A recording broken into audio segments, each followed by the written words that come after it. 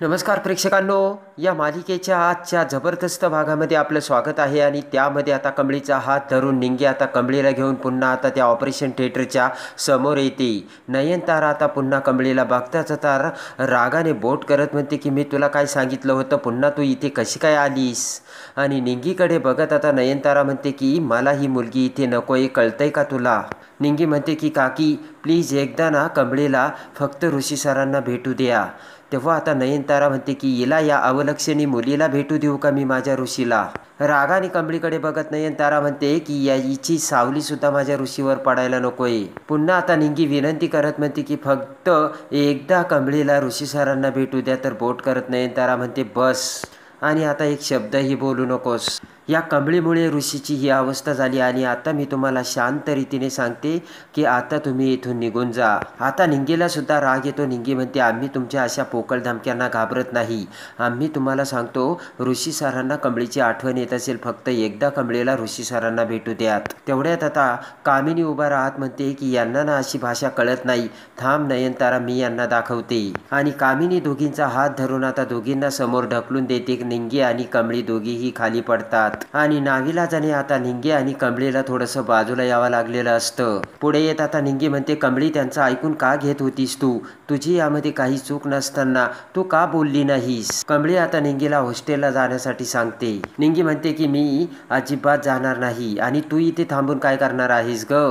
इकडे आता त्या दरवाजातून कामिनी ही आतमध्ये ऋषीला बघत असते. आणि नयनतारा आता तिथे समोर बसून आता पस्तावा करत असते. नयनताराला वाईट वाटत असतं. तर हळूच कामिनी आता नयनतारा शेजारी बसते. नयनताराला समजावत कामिनी म्हणते की रडू नकोस, मला कळतं आईचं मन कसं असतंय ते. नयनताराकडे बघत आता नाटक करण्याचा आव्हानत आता कामिनी म्हणते की पण तू मनाला वाईट वाटून घेऊ नकोस नयनतारा. आपला ऋषी लवकर बरा होईल तशी मी स्वतः परमेश्वराकडे प्रार्थना केल्याची कामिनी बोलते. आणि कामिनी आता उभा राहिलेल्या सतीशकडे येत म्हणते की तुम्ही सतीश धीर ठेवा, आपला ऋषी लवकर बरा होणार आहे. आणि इकडे आता हळूच पुढे जात आता कामिनी विचार करते की ऋषीची जी हे अवस्था झाली ना, खरं तर त्या कमळीची व्हायला हवी होती. आणि कमळे तुला ना आता मी समजून देईल, आता तुला समजलं देखील असेल कामिनीचा डाव कसा असतो ते. असा विचार करत आता कामिनी पुढे जाऊ लागते. आणि इकडे आता कमळी बाहेर येते आणि विचार करते. विचार करता करता कमळीच्या लक्षात येतं की माझा आणि ऋषी सरांचा ॲक्सिडेंट झाला हे फक्त आम्हा दोघांनाच माहिती होतं. मग अनिका तिथे कशी आली आणि तीही आमच्या पुढे कामिनीला म्हणजे तिच्या आजीला घेऊन कशी आली, आणि ॲक्सिडेंट झाल्याचं त्यांना कोणी सांगितलं असेल असा विचार कमळी करते. आणि कमळीला नक्कीच काहीतरी गडबड असल्याचे लक्षात येते. आणि इकडे आता पुन्हा कमळी आतमध्ये येते तर निंगी तिथेच आता खुर्चीवर झोपलेली असते. तेव्हा आता कमळी म्हणते की बघा इथे काय चाललंय, आणि ही झोपली बरोबर आहे, ही दमली असेल, माझ्यासाठी किती भांडली ही. आणि निंगीला उठवत कमळी म्हणते जा बरं हॉस्टेलला जा. तर निंगी म्हणते मी जाणार नाही. कमळी म्हणते ऋषी सर आता बरे आहेत, टेन्शन कशाला घेतेस तू निंगी. कमळी म्हणते तू जा हॉस्टेलवरती, उद्या आपल्याला प्रॅक्टिससुद्धा करायची. आणि त्या मुलींनी सुद्धा प्रॅक्टिस केली की नाही ते सुद्धा बघ. कमळी म्हणते की निंगी आता आपल्या टीमचं सगळं काही तुलाच बघावं लागेल बरं का. कमळी म्हणते की मग तुला त्यासाठी जायला हवं. निंगीला सुद्धा आता कमळीचा विचार पडतो. आणि बरोबर आहे असे म्हणत निंगी आता पटकन हॉस्टेलवर निघून जाते. आणि तेवढ्यात आता अनिका ही तिच्या गाडीजवळ येते. तर कमळी आता अनिकाकडे येत म्हणते की अनिका. तर अनिका म्हणते तू अजूनही इथेच आहे. तर लगेच आता अनिका म्हणते मला ऋषी सरांना भेटायचं आहे अनिका. आता अनिका म्हणते की नयनतारा आंटी काय बोलल्या तुला कळत नाहीये का, तू बहिरी आहेस का, तुला अक्कल नाहीये. अनिका म्हणते आणि तुला ऋषीला का भेटायचंय, कोण आहेस तू, काय लागून गेली त्याची, आणि रिस्क तुझा काय लागतोय ग. कमळी म्हणते मी त्यांची स्टुडंट आहे. अनिका म्हणते की तू स्टुडंट असशील कॉलेजमध्ये, इथे नाही बरं का. अनिका म्हणते की आणि ॲक्सिडेंट हा तुझ्याचमुळे झाला, तूच रिचच्या गाडीच्या पाठीमागे बसली होती म्हणून. आणि अनिका म्हणते की माझ्याकडे असे बघतेस काय, माझ्याकडे अशी बघायची तुझी लायकी देखील नाहीये. आता अनिका म्हणते काही जरी झालं ना तरी मी तुला ऋषीला अजिबात भेटू देणार नाही, कळलं का तुला, चल निघ इथून. कमळी म्हणते की काही जरी झालं तरी मी भेटणार, आणि तू मला कशी भेटू देत नाही ना ते मी बघतोच, माझा हक्क आहे ऋषी सरांना भेटण्याचा. कमली म्हणते ॲक्सिडेंट आमचा झाला होता आणि त्यांना किती लागलं ना ते मला माहिती आहे, तेव्हा माणुसकी म्हणून तर भेटू द्या. अनिका म्हणते झालं का तुझं, कोणता हक्क दाखवतेस, हा हक्क ना फॅमिलीचा असतो, तू काय त्याच्या फॅमिलीतली आहे का? तुझ्या गोष्टी ऐकण्यात इथे कुणाला इंटरेस्ट नाहीये, माणुसकी गेली खड्ड्यात माय फूट असे म्हणत अनिका कमळीला तिथून जाण्यासाठी सांगते. आता कमळी म्हणते की ॲक्सिडेंट आमचा झाला होता, फक्त आम्हालाच माहिती होतं, मग आमच्या अगोदर तुम्ही हॉस्पिटलमध्ये कसा पोहोचलात? कमळी म्हणते जणू तुम्हाला माहीतच होतं हे समजा होणार आहे म्हणून. आता ते ऐकताच आता अनिकाला धक्का बसतो आणि इकडे तिकडे बोट फिरवत आता अनिका म्हणते ते. तर लगेच आता कमळी म्हणते बोल की आता काय ते करतेस? कमळी म्हणते तुम्हासनी कसं कळलं? आता मोबाईलकडे बघत अनिका म्हणते मला फोन आला होता आणि मला विचारणारी तू कोण? अनिका म्हणते मी तुला नाही सांगणार, मला आला होता फोन आणि काय करशील तू? अनिका म्हणते की मला ना तू समजूत घालण्यासाठी पॉईंट काढते, पण काही जरी झालं तरी मी तुला ऋषीला अजिबात भेटू देणार नाही, एवढं तू लक्षात ठेव कमळी. आणि रागाने अनिका तिथून निघून जाते. तर कमळी विचार करते काही जरी झालं तरी आज ऋषी सरांना भेटून जायचं म्हणजे जायचंच. आणि इकडे आता सरूने आता राजनचा फोटो आपल्या हातात घेतलेला असतो. सरू म्हणते की इतकी वर्ष झाली मी यांच्यापासून लांब राहते, पण यांच्यावरचं प्रेम माझं जरासुद्धा कमी झालं नाही आणि इतके दिवस मी राजनपासून लांब राहिले कारण कमळीला कसला बी त्रास व्हायला नाही पाहिजे असं मला वाटत होतं, असे सरू त्या फोटोकडे बघत बोलत असते. पण आज नीती काही जरी झालं तरी यांना माझ्यापर्यंत घेऊन आली असे सरू बोलते. आणि आता सरू विचार करते यांनी जर मला ओळखलं तर हे कमळीला पण हुडकून काढतील. आणि सरू म्हणते की मला तेच नको, कारण कामिनीला जर कळली तर की कमळी जिवंत आहे तर ती तिच्या जीवावर सुद्धा उठेन. आणि लगेच आता इकडे सरू म्हणते की माझ्या कमळीला जर काही झालं तर मी कसं जगू, तेव्हा कमळीच्या जीवासाठी यांच्यापासून दूर राहण्यासाठी मी तयार आहे. आणि आता इकडे पटकन सरू म्हणते की तुम्ही गेल्यापासून माझी काय अवस्था झाली तुम्हाला काय माहिती, पण मी हे बोलू तरी कुणापाशी? आणि फोटोला आता मिठीशी कवटाळत इकडे आता सरू रडू लागते. इकडे आता कमळी एकटीच हॉस्पिटलमध्ये बसलेली असते. तेवढ्यात एक नर्स कमळी शेजारून तिच्या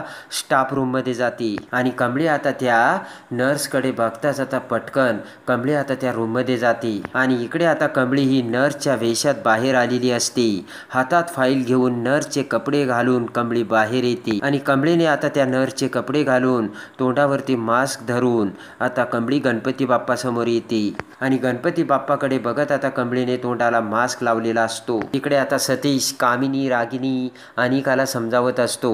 सतीश म्हणतो की आम्ही आहोत आता इथे, तुम्ही गेला तरी चालेल. तर अनिका म्हणते नो वे, काही जरी झालं तरी मी इथेच थांबणार. कामिनी म्हणते की तशी काही हरकत नाहीये आणि आम्ही इथे थांबू शकतो. आणि एवढ्यात आता कमळी नरच्या वेशात आता खाली मान घालून त्यांच्या समोरून आतमध्ये जाऊ लागते. पण पटकन आता अनिका कमळीला अडवते आणि म्हणते ए who are you, I am asking with you, कोण आहेस तू, मी तुला विचारते, इकडे बघ माझ्याकडे.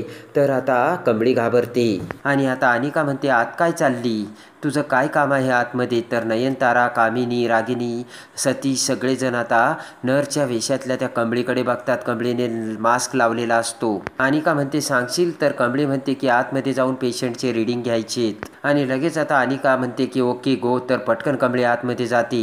पण आता अनिकाला संशय येतो आणि इकडे आता कमळी ही आतमध्ये ऋषी समोर येते. आणि आतमध्ये येताच आता तोंडावरचा मास्क काढत आता कमळी ऋषीला बघते आणि पटकन आता कमळीच्या डोळ्यातून अश्रूंच्या धारा वाहू लागतात. पटकन चष्मा काढून कमळी आता ऋषीकडे बघत रडू लागते. आणि आता कमळी रडतच म्हणते की काय करायला गेलो होतो आणि हे काय होऊन बसलं. आणि इकडे आता कमळी म्हणते की आमच्यासाठी तुम्ही कोच बनला होता, तर आम्ही ग्राउंडवर प्रॅक्टिस करणार होतो आणि तुम्ही आम्हाला शिकवणार होतात ना, मग काय झालं? असे म्हणत कमळी ऋषीकडे बघत आता बोलू लागते. आणि कमळी आता हात जोडून ऋषीकडे बघत आता हाय मोकलून रडू लागते. आणि कमळी म्हणते की अहो ऋषी सर प्लीज एकदा डोळे उघडून माझ्याकडे बघा की. कमळी म्हणते मी आलोय.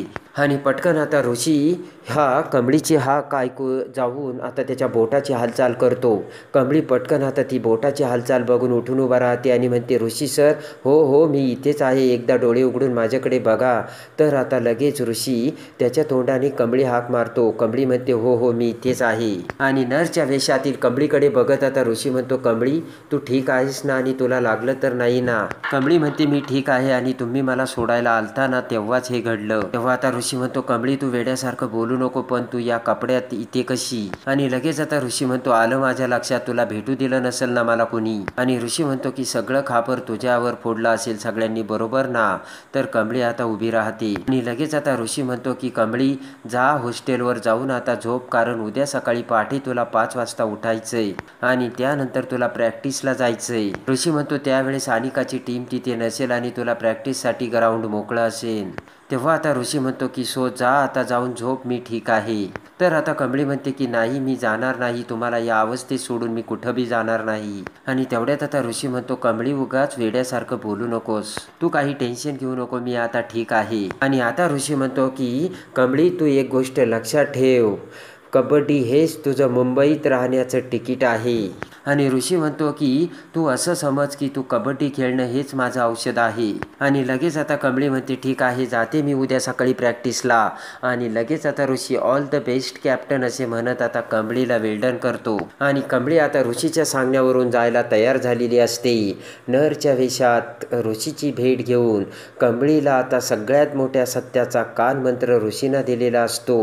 तर आता कमळी कबड्डीमध्ये कशी अनेकाला तोंडावर पाडते हे बघण्यासाठी आणि या मालिकेच्या डेली अपडेटसाठी आपल्या चॅनलला लाईक करा, सबस्क्राईब करा.